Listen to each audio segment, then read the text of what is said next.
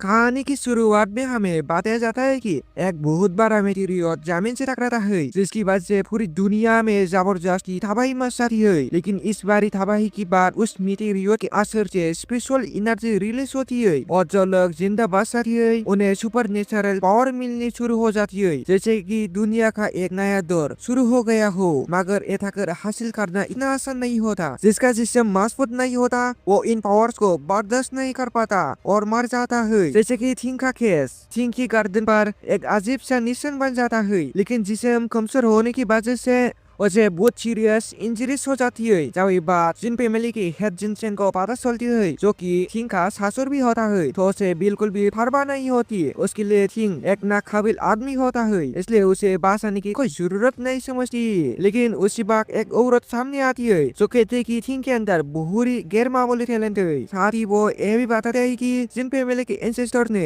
Thing के खानदान से एक वादा किया था, इसी वजह से जिन फैमिली को थिंग को बचाना ही पड़ता है। सूरत में इस बात पर काफी बहस होती है, यहाँ तक कि फिफ्थ इल्डर बीच में आकर सबको याद दिलाता है कि जब एंसेस्टर ने कानून बना दिया है तो उसे फॉलो करना ही होगा। इस तरह जिनसेन के पास कोई और चॉइस नहीं बचती। दूसरी तरफ समुद्र के किनारे एक मछुआरे का घर होता है जहाँ 3 बच्चे रहती है। आसान समझने के लिए हम उन्हें कह देती है सबसे बड़ा भाई मुंह और सबसे छोटा भाई, तीनों के बीच बहुत अच्छी अंडरस्टैंडिंग होती है। सबसे बड़ा भाई और मुंह समुद्र के सेल्स इकट्ठा करने की कॉम्पिटिशन करने लगती है। काम खत्म होने की बाद वो पूरन सरफेस की तरफ जाने लगती है। तभी मुंह की नजर समुद्री घास के पीछे चमकती हुई रोशनी पर पड़ती है। सिर्फ रोशनी ही नहीं, उसे मादा की आवाज भी सुनाई देती है। मुंह सोचता है कि शायद कोई डूब रहा होगा। जब वो पास आता है तो देखा है कि एक छोटी सी लड़की एक फेयर सेल के अंदर फंसी हुई है। ये देखकर मुंह पूरन पीछे हट जाता है। उसे लगता है कि ये कोई मॉन्स्टर हो सकता है, लेकिन हताश बहुत देर हो चुकी होती है। मुंह को हिप्नोटाइज कर दिया जाता है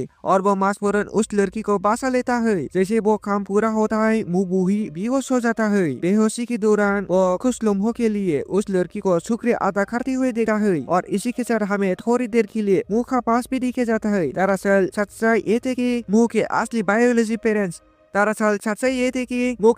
बायोलॉजी पेरेंट्स इस मछुआरे वाले परिवार से अलग है। मतलब साता दोस्तों, ये मछुआरे वाला परिवार ही मुयन का एक फैमिली था। होश में आने की बाद मुंह ने सबसे बड़ी भाई से पूछा कि क्या उन्होंने किसी लड़की को उसे सरफेस की तरफ खींचती हुई देखा था। लेकिन असली ये थे कि उन दोनों में से किसी ने भी ऐसी कोई लड़की नहीं देखी थी। हाँ, एक चीज जरूरी थी, वो पियरल अब भी मुंह के हाथ में थी। लेकिन जैसे वो घर पहुंचती है, उनका पूरा घर पूरी तरह तबाह पड़ा था और सामने देखा गया कि उनके पिता खून से लथपथ पड़े थे और उनकी सांसें थम चुकी थी। जब सबसे बड़ा भाई कमरे के अंदर गया तो उसने देखा कि उनकी माँ को होस्टेस बना कर रखा गया था।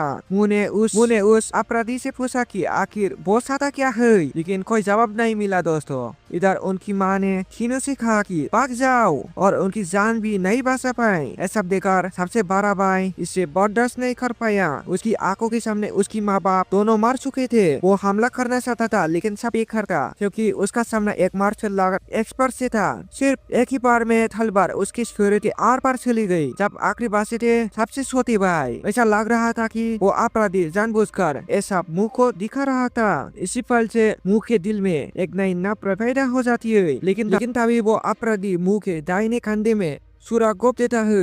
ना दिल में, ना सीने में, ना किडनी के पास। उसका मकसद मुंह को मारना नहीं था। इसके बाद वो पूरी घर को आग लगाने का इरादा करता है और वहां से चला जाता है। उसके जाने के बाद मुंह के हाथ में मौजूद वही प्यार स्पेशल हीलिंग एनर्जी रिलीज होती है और इसी वजह से मुंह का शरीर बेहद तेजी से पूरी तरह रिकवर हो जाता है। लेकिन वो अब भी बेहोश था और आग की लातों के बीच से फंसा हुआ था। रात हो जाने तक भी आग बुझी नहीं थी। इसी दौरान सी फैमिली और जिनसेन फैमिली की फौज वहाँ पहुंचती है मुंह को लेने के लिए। लेकिन वहाँ मौजूद लीडर बहुत मायूस हो जाता है क्योंकि वो बहुत देर से पूछते थे। उसे समझ नहीं आ रहा था कि वो उस औरत को क्या जवाब देगा जिसने पहले जिनसेन फैमिली के हेड से बात की थी। इसे ये बात साफ हो जाती है कि थिंग ही मुंह का पिता था। तभी एक सोल्जर अचानक एक रोशनी की तरफ इशारा करता है। जब साहब ध्यान से देखती हुई तो वो मुंह का हाथ होता है जिसमें वो फिर आप भी पकड़ी हुई थी और उस हाथ पर जलने का कोई निशान नहीं था। ये देखते लीडर तुरंत हुक्म देता है कि अंदर जो भी है उसे बचाया जाए। और सब औरत घर के अंदर घुस आती है। लेकिन जब उन्होंने मुंह को देखा है तो हैरानी की बात ये थी कि उसके शरीर पर एक भी चोट नहीं थी। मुंह को जब चेपली बाहर निकल लिया जाता है तो वो अपने सपने में अपने एक नए परिवार को देखता है, यानी कोई मशवरे वाला परिवार। वह उसे सच्ची गर्माहट महसूस होती है, बिल्कुल एक असली परिवार की तरह। लेकिन इस हादसे की वजह से मुंह को बार बार डरावने सपने आने लगी है। उसके सपनों में भी उसका यही नया परिवार बार बार उसका पीछा करता रहता है, क्योंकि उनकी मौत मुंह के असली परिवार की वजह से हुई थी। इसलिए वो उससे गिरती है और उससे जवाबदेही मांगती है, ताकि मारे मुंह नींद से हर बार आकर उठ जाता है। और जब उसकी आँख खुलती है तो वो खुद को एक बेहद नरम बिस्तर पर लेटा हुआ पाता है और उसके सामने खड़ी होती है एक औरत जो कोई और नहीं बल्कि चिंकी बेटी है। इसके बाद मुंह ने पूछा कि वो कौन है और वो इस पर कहाँ पर है। तभी थिंग की पत्नी जिनसेन उसे बताती है कि वो इस समय फेंगसेंग में है। ये बुई आलिशान रेजिडेंट है जो उसके पिता थिंग ने छोड़ा था। इस पर वो खुद को उसके पिता की पत्नी के तौर पर इंट्रोड्यूस करती है, लेकिन वो उसकी असली मां नहीं थी, वो उसकी स्टेप मदर थी। फिर वो अपनी बेटी का भी परिचय करती है जो आगे चलकर मुंह की स्टेप सिस्टर बनेगी, जिनवू हुआन। फिलहाल मुंह को अपनी स्टेप मदर की हर बात सुननी पड़ती है, क्योंकि उसके पिता ने ये सारी जिम्मेदारी उसी को सौंप दी थी। लेकिन मुंह थिंग को अपना पिता मानने से बिल्कुल खैर नहीं था। वो थिंग को पिता के तौर पर स्वीकार ही नहीं करना चाहता था और उसने अपनी स्टेप मदर से सब कहा दिया कि उसके सामने उसके पिता का नाम तक न लिया जाए। वैसे दोस्तों, जिनसेन ही वो औरत थी जिसके पहले जिन फैमिली के हेड से बात की थी, जो कि असल में मुंह का पिता ही था। इसके बाद उसकी स्टेप मदर उसे बताते हैं कि उसके पिता को गंभीर चोटें लगी थी और ये सब कुछ किम फैमिली की वजह से हुआ था। एक बेटे के तौर पर मुंह को इसका बदला लेना चाहिए था और इसलिए उसे ट्रेनिंग की जरूरत थी। लेकिन मुंह को अपने पिता की हालत से कोई मतलब नहीं था, खास तौर पर इसलिए क्योंकि किम फैमिली का उसे कोई लेना देना ही नहीं था। इसलिए मुंह ने सब कह दिया कि इन सब मामलों में शामिल न किया जाए। उसने ये भी कह दिया कि उसे पापा समुद्र के किनारे बेच दिया जाए। ऐसा सुनकर जिनसेन को एक बात से की ऐसी सोच बिल्कुल समझ नहीं आई। फिर उसने मुंह से सवाल किया उसकी मौजूदा हालत, उसकी मौजूदा ताकत और उसकी मौजूदा पैसा के साथ क्या वो बाहर जिंदा रह पाएगा, खास तौर पर तब जब वो शिन फैमिली के ताल्लुक रखता है। अपराधी तक हर कोई उसकी पहचान जान चुका था और कहता कि उसे निशाना बनाया जाएगा। इस बार जिनसेन उसे दो रास्ते देती है। पहला रास्ता, अपने सारे पुराने मसलों को भूल जाओ और दौलत के साथ बाकी जिंदगी आराम से गुजरे। सीधे शब्दों में कहो तो ऐसो आराम की जिंदगी।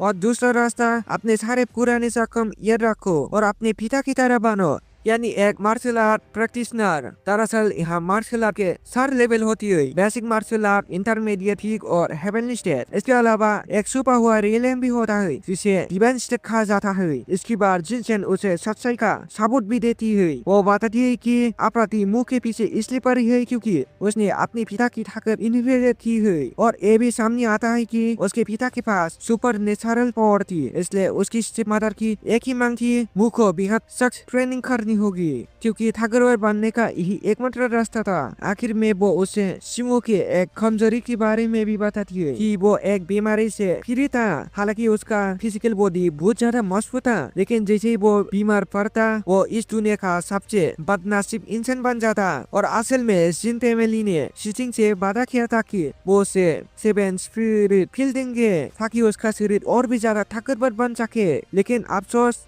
था बहुत देर हो चुकी थी। तो अब शिमू जो शूटिंग की एक लौटी विरासत था, अगर वो अपने मारे हुए अपनों और अपने नए परिवार के सारे गम और बदले पूरी करना चाहता था तो उसे और भी ज्यादा मजबूत बनना ही होगा। ये बातें सुनने के बाद शिमू आखिरकार दूसरा रास्ता सुन लेता है।